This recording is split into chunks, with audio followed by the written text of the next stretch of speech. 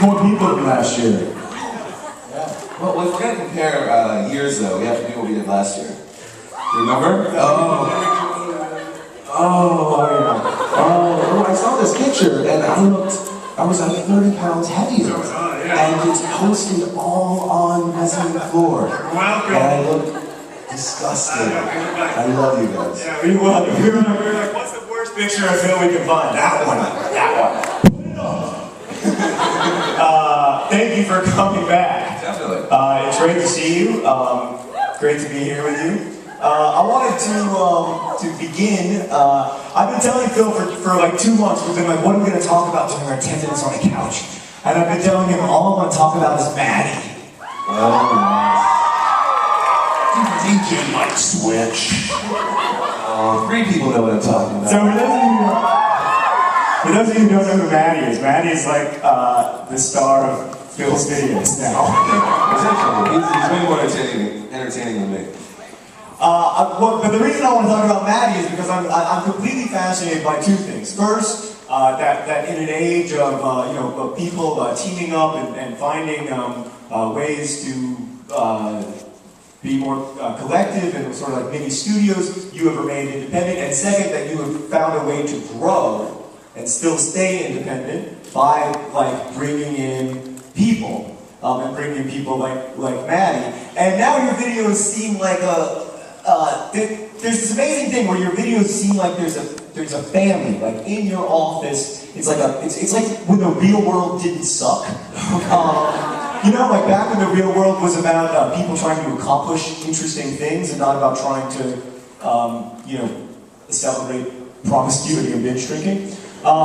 So I'm really interested in how that's happened in the last year. How that's happened. Well, I mean, the whole point. I mean, I think Josh was talking about it.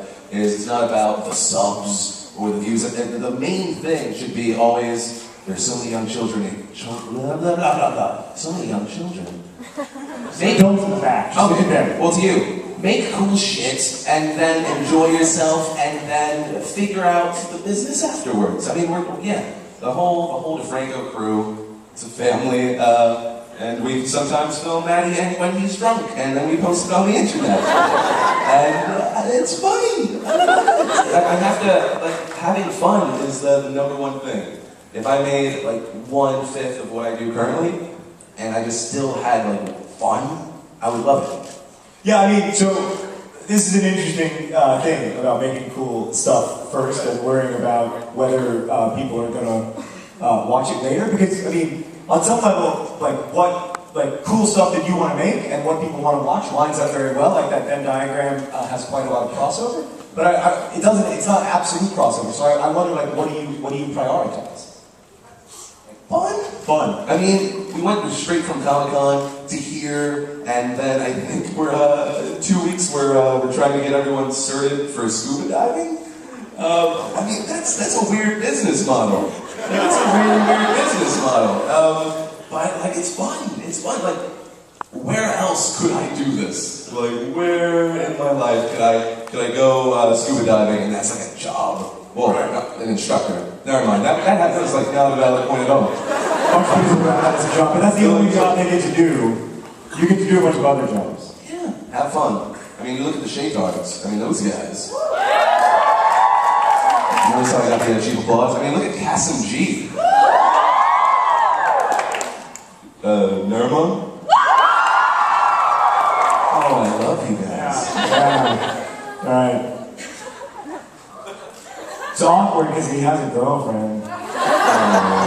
Wish he wouldn't do that. We love it.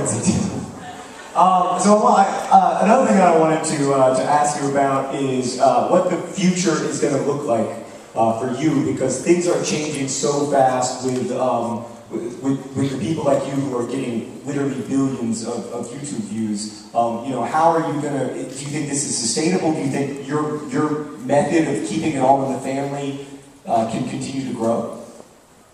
I think so. Yeah, to an extent. I mean, growing slowly, smartly is kind of what we do. We try not to overextend ourselves, but I mean, for the future, I mean, yeah, we want to make better content that's different. Like when we worked with Tony, like Black Box TV, horror channels. Like that was really fun and different. And there was like the first like kind of higher production, even though like the first episode was like shot for like $50. But yeah, I think a lot of the content is going to be like TV length-ish, and that's what we're shooting. I mean, we say no to TV all the time because we want to stay on the web. Like that's where I get to have fun and, you know, sit on a couch with you and see all these lovely people that if I go, can you please cheer for me because it makes me feel good, they want me to do it.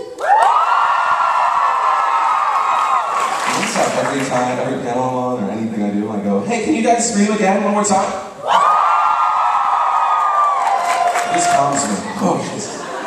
Yeah, you don't get that on TV. And also you have to, I mean, this is a big deal to both of us. Like we both, you've certainly passed up a lot more TV offers than we have, but like we have too. Oh, whoa. Come on, 150,000 pre-orders? I know, but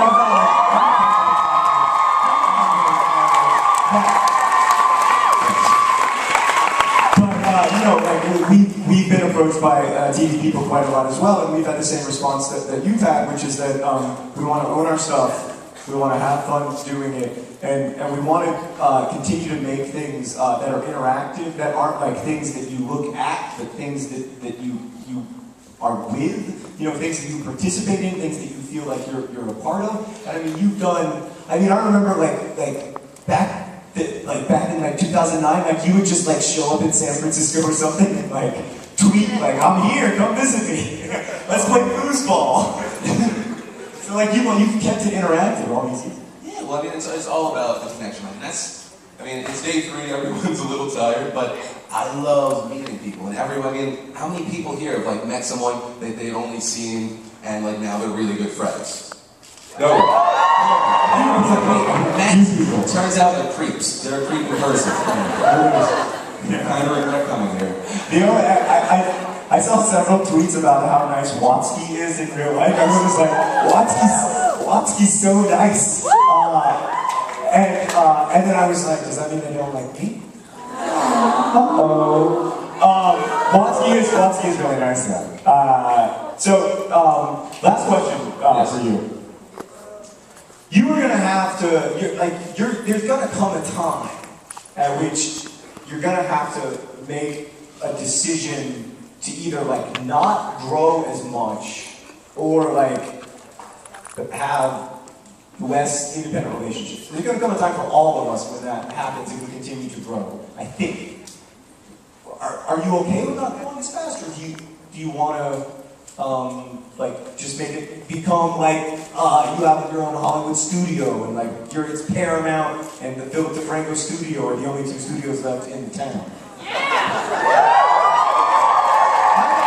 I think that's perfectly realistic, but I also think that like TV and movie companies are in like a world of trouble that they have not even begun to imagine yet. So it scares me when people say stuff like that because like I'm already like people see like my videos and it's like 5 videos of me like jumping across the screen and chopped up, and they're like, oh, that probably takes like 2 minutes, but like the whole thing, I mean, I work 14-hour days, so when you say like, do you want more? I'm like kind of scared. Yeah, no, me too. I mean, so that's the question. Like, is this enough or? Oh, come on, we always want more. We always want more. I mean, that's why we're going to Anaheim next year.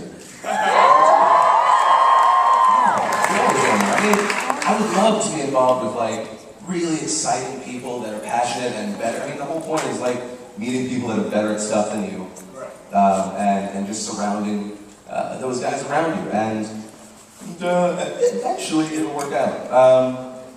So main point, yes, we're going to be doing a lot of stuff, and I'm going to probably want to kill myself in a year. I think, yeah. We will see you then, my friend. Yeah.